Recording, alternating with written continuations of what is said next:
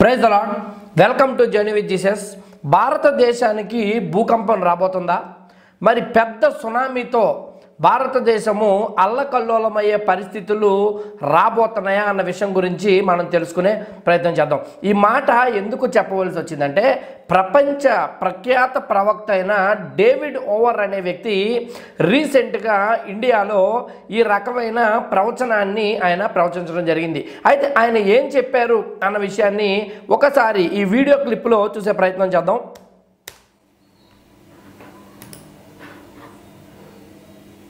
Today is the 15th of January, the year 2024, and the Lord has spoken with me about a massive earthquake coming to this land. Very, very severe judgment of God coming because of idol worship in this land. And so the Lord is asking that the whole nation repent and return to Jesus Christ of Nazareth. ఈయన పేరు David over. ఈయన last week India రావటం జరిగింది. ఇండియాలో ముంబైలో ఈయన ప్రకటన చేయటం జరిగింది. దేవుడు ఆయనతో స్వయంగా మాట్లాడారని, ఈ భూమి మీదకి విగ్రహారాధన పెరిగిపోయిన కారణంగా భయంకరమైన భూకంపములతో దేవుని ఉగ్రత భారతదేశం మీదకి రాబోతుంది అని ఆయన ప్రకటించడం జరిగింది. ఈ డేవిడ్ ఓవర్ అనే వ్యక్తి చాలా ప్రఖ్యాత ప్రవక్త. అందుకనే ఈయన మాటల్ని మనము సీరియస్గా తీసుకోవాల్సిన అవసరం ఉన్నది. ఈయన కీనియా దేశానికి చెందిన ఒక వ్యక్తిగా ఉన్నారు, ప్రవక్తగా ఉన్నారు. గతంలో ఈజిప్ట్ దేశం గురించి అయితేనేమిటి, ఆఫ్రికా గురించి అయితేనేంటి, యునైటెడ్ స్టేట్స్లో అయితేనేంటి జరిగిన అనేకమైన సంగతులను ఈయన యాక్యురేట్గా ప్రెడిక్ట్ చేశారు అని చాలామంది చెప్తా ఉన్నారు. కాబట్టి ఇంత చాలా ప్రసిద్ధిగాంచిన ప్రవక్త నోట్లో నుండి ఈ మాటలు వచ్చేటోకి చాలామంది ఆశ్చర్యానికి, షాక్కి గురైన సందర్భాన్ని లాస్ట్ వీక్ ముంబైలోనే మనందరూ చూడటం జరిగింది. అయితే మీరు ఇప్పుడు వీడియో క్లిప్పింగ్లో మీరు ఏదైతే చూసారో అక్కడ వరకు మాత్రమే ఆయన ఇండియాలో మాట్లాడి వెళ్ళిపోవటం జరిగింది. తర్వాత కీనియాకు ఆయన వెళ్ళిన తర్వాత అక్కడ ఒక మీడియాతో మాట్లాడుతూ ఇంకొన్ని సంచలనాత్మకమైన విషయాలను ఆయన బయట పెట్టడం జరిగింది. అక్కడ ఆయన ఏం చెప్పారంటే, నేను ఇండియా వెళ్ళి వచ్చాను, అయితే దేవుడు ఆ దేశాన్ని శిక్షించబోతున్నాను అన్న విషయాలు నాకు ఇండియాలో చెప్పడం జరిగింది. అయితే నేను ఇక్కడికి వచ్చేలోపు కూడా కంటిన్యూగా ఆ విషయానికి సంబంధించిన అనేక వివరాలను దేవుడు నాతో మాట్లాడాడు అని ఆయన చెప్పడం జరిగింది. ఆయన ఏం చెప్పారంటే, భారతదేశం నేను వెళ్ళాను, అక్కడ సంచరించాను, విగ్రహారాధన బాగా పెరిగిపోయింది, దేవుడి విగ్రహాలను సూపర్ మార్కెట్స్లో కూడా అమ్మే ఒక దారుణమైన చర్యను కూడా చూసి నేను ఎంతో బాధపడ్డాను. దేవుడికి ప్రార్థించగా దేవుడు నాకు ఆ నేల మరి ఉగ్రతకు గురిపోబోతుందని నాతో చెప్పటం జరిగింది అని ఆయన చెప్పాడు.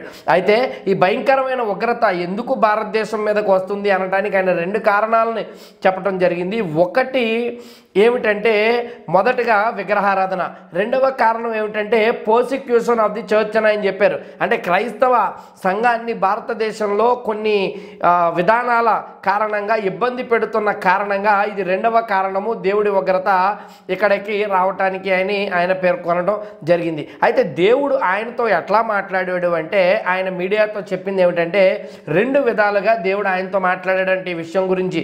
ఒకటి వాయిస్ ద్వారా, అంటే ఆయన స్వరంతో మాట్లాడాడంట. రెండవది ఒక దర్శనాన్ని కూడా ఆయనకు దేవుడు చూపించడం జరిగింది. అయితే వాయిస్ ద్వారా దేవుడు ఏం చెప్పాడంటే, భయంకరమైన ఉగ్రత ఈ దేశం మీదకి రాబోతుంది అని దేవుడు ఆయనతో చెప్పడం జరిగింది. నీవు హెచ్చరించు వారిని అని కూడా దేవుడు చెప్పాడంట. అయితే విజన్ ద్వారా, దర్శనము ద్వారా కూడా దేవుడు ఆయనకి కొన్ని విషయాలను చూపించడం జరిగింది.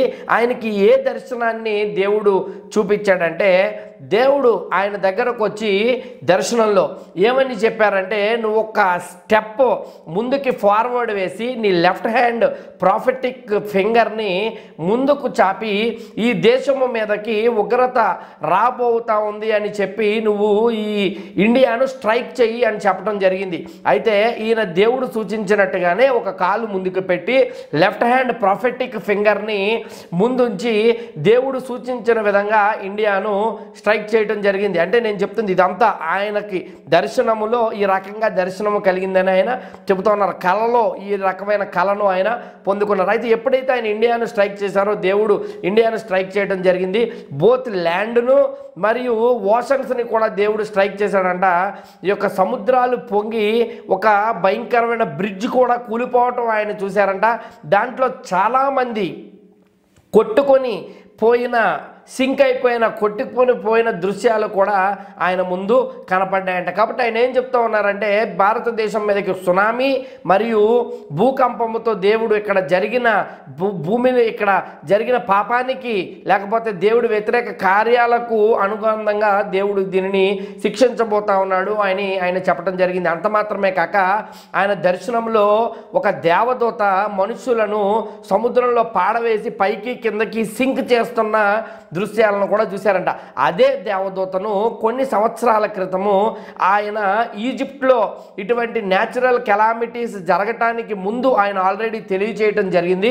అప్పుడు ఆ ఈజిప్ట్లో ఇదే రకమైన విషయాలు జరిగే ముందు దేవుడు ఆయనతో మాట్లాడినప్పుడు అదే దేవదూతను ఆయన అక్కడ చూడడం జరిగింది. మళ్ళా ఇండియాకు సంబంధించిన ఈ దర్శన వివరణలో కూడా అదే దేవదూత మనుషులను పైకి కిందకి నీటిలో సింక్ చేస్తున్న దర్శనము కూడా ఆయన చూసినట్టుగా తెలియజేశారు. ఓవరాల్గా మనం సమరైజ్ చేసే ప్రయత్నం చేస్తే ఈ ప్రపంచ ప్రఖ్యాత ప్రవక్త అయిన డేవిడ్ ఓవర్ ఏం చెప్పారంటే భారతదేశం మీదకి ఉగ్రత రాబోతా ఉంది, భూకంపముతోనూ సునామీతోనూ దేవుడు దండించబోతా ఉన్నాడు అని ఆయన తెలియజేశారు. అయితే ఈయన చాలా ప్రాముఖ్యమైన వ్యక్తి కాబట్టి ఈయన మాటలను కొద్దిగా సీరియస్గా మనము తీసుకోవటం జరుగుతూ ఉంది. అయితే కాలమే అన్నిటికీ సమాధానం చెప్తుంది. అయితే ఈ విషయాలన్నీ కూడా చెప్పి ఒక చక్కటి మాట ఆయన చెప్పారు, రిపెంట్ అని ఇండియన్స్కి దేవుడు చెప్పమని చెప్పాడంట. ఆ మాట అయితే విన్నాక నాకు ఎంతో ఆనందాన్ని ఇచ్చింది.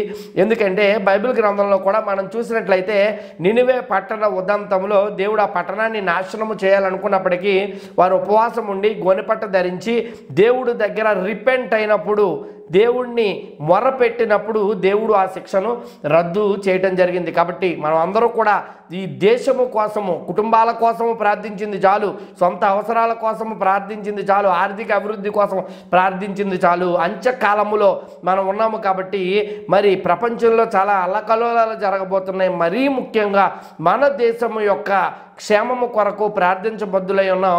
ఈయన చెప్పిన మాట జరుగుతుందో లేదో అనేది పక్కన పెడితే ఎటువంటి కీడు మన దేశానికి జరగకూడదని మన పాపాలు మరి దేవుని యొద్ద ఒప్పుకొని మన దేశానికి క్షేమము కలుగునట్టుగా దేవుడి దగ్గర మొరపెట్టే ప్రయత్నం చేద్దాం. ఈ వీడియో చూసినందుకు ధన్యవాదాలు. దీన్ని లైక్ చేయండి, షేర్ చేయండి, మీ విలువైన సూచనలు కామెంట్స్ రూపంలో చెప్పే ప్రయత్నం చేయండి. మానక ఈ పరిచర్య కోసం ప్రార్థించండి.